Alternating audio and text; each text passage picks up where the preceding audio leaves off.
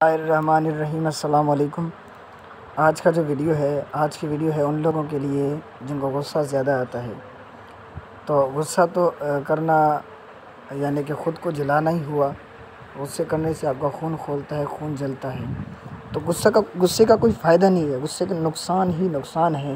ایک تو ذہنی دباؤ رہتا ہے، مینٹلی طور پہ بھی بندہ پریشرائز ہو جاتا ہے، اور اس کے بعد اگر وہ گھر میں ہے اور وہ غصیلا ہے، بات پہ غصہ کرتا ہے، تو لوگ والے بھی اس سے خفا ہو جاتے ہیں اور چھوٹی چھوٹی باتوں پہ وہ جھگڑنا شروع ہوتا ہے۔ تو غصے کے بہت سارے نقصانات ہیں۔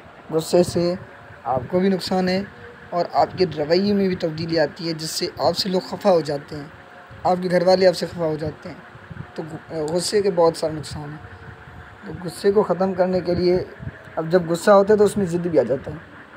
ضد وہی بندہ کرتا ہے جس کو غصہ بھی ہو، ضد بھی کرے گا اور غصہ بھی کرے گا کہ بس جیسا میں کہتا ہوں ویسے ہو۔ تو ایسے بندوں کے لیے جو خود ہیں وہ اس آیت کریمہ کو پڑھیں، انشاءاللہ ان کو فائدہ ہوگا۔ غصہ اور ضد کرنا، یہ آیت کریمہ ہے سورہ انبیاء آیت نمبر 49۔ میں آیت پڑھ کے سناتا ہوں۔ یا نار کونی برداً و سلاما علی ابراہیم۔ دوبارہ پڑھتا ہوں۔ یا نار کونی برداً و سلاما علی ابراہیم۔ یہ آیت کریمہ ہے، یہ پڑھنا ہے آپ کو۔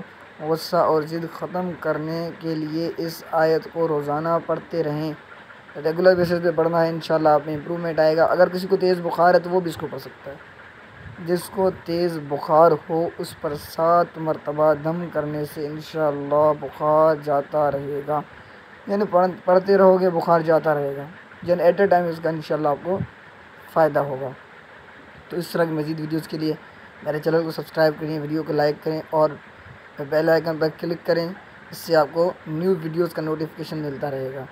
تو ملتے ہیں نیکسٹ ویڈیو میں۔ اللہ حافظ۔